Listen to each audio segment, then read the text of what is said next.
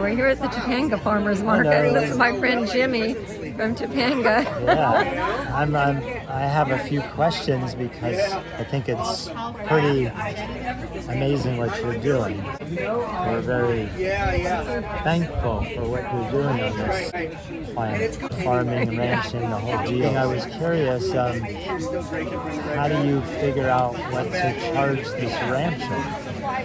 Okay, so first of all, I have never been a farmer, and so I know nothing about farming until I started this project.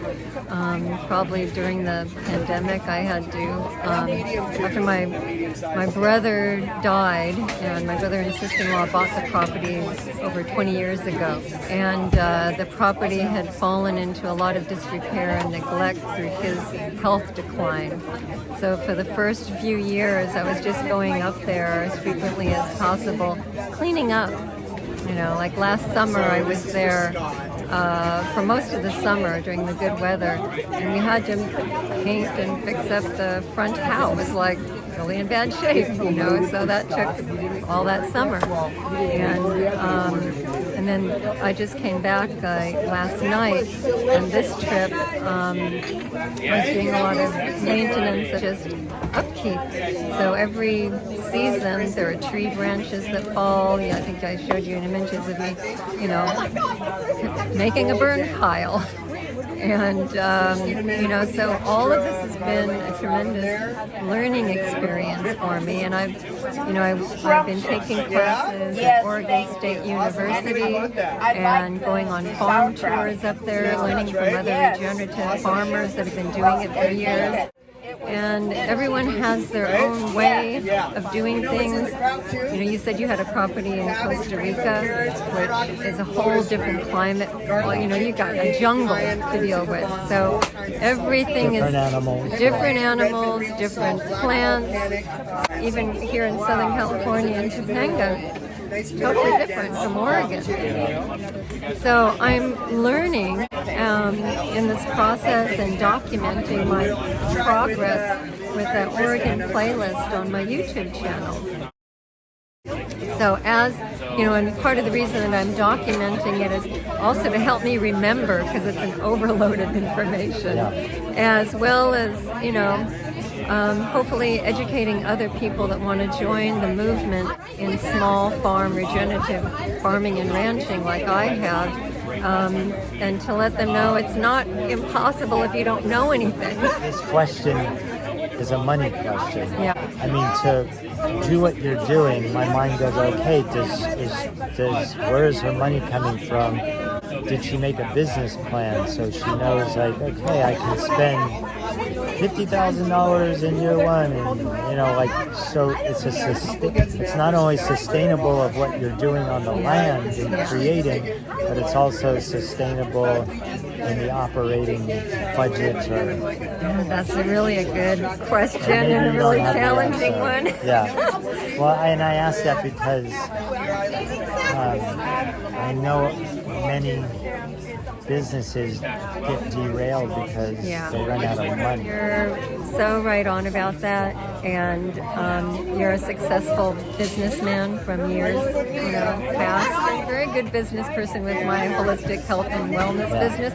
I didn't have a business plan. I just kind of winged it. Yeah, you winged it. You know, it's like I followed my passion, and I just made it work. And that always interests me. It's because I winged it also. Okay.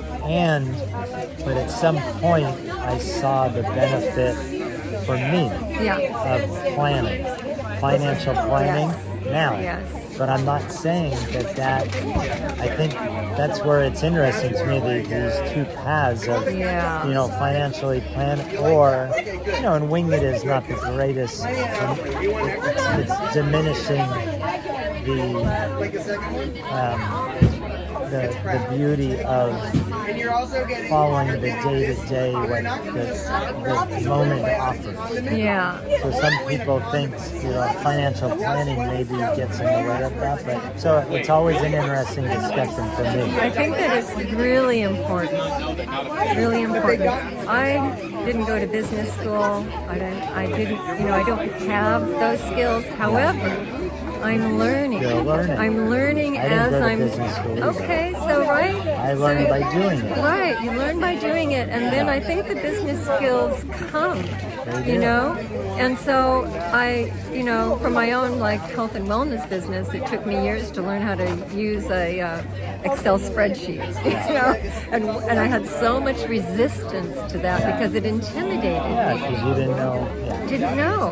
And so once I finally learned how to use that, it's like, oh my God, this is like so liberating because now I can plan how to do hold a retreat and know if I'm going to make money. There you go. Yeah. And I haven't yet applied that to the eco farm.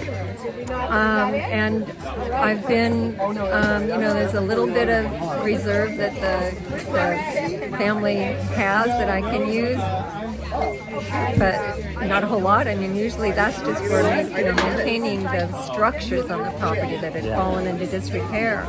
So I'm also learning about resources that are out there. Like I had applied last year for a grant from the Xerces Society, and I won 80 hedgerow pollinator plants that had to be planted by November 30th, like free money, right?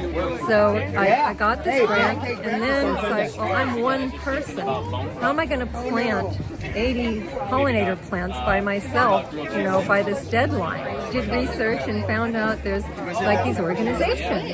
There's the Northwest Youth Corps, and there's the Boys and Girls Club, and there's high school students, and there's like all these possibilities that I never thought of before. I didn't come up with that in a business plan. I wouldn't have known about it.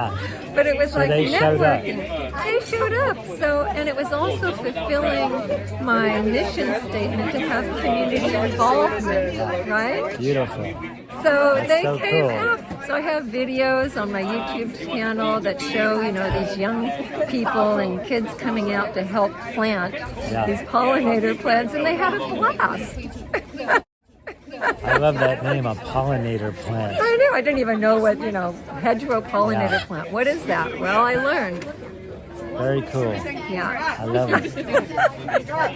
Good stuff. So, it's like one step at a time. One step at a time. Yeah. And I'm figuring it out. And I'm blessed to have this opportunity to create something. I mean, I consider myself a steward of this 46-acre property. That's what you I don't are. have children. This is the legacy that I'm going to pass forward. I'm going to protect the land so it can't be subdivided, used for any other purpose other than my mission statement, which is a place for the study, practice, and education of regenerative farming, conservation of the 5 beautiful ecosystems on the property, and human health and wellness through nature and living in right relationship with Mother Earth. I mean, thank you, God, for this opportunity. Thank you. Yeah. So nice, so beautiful. Yeah. Good job. Thanks.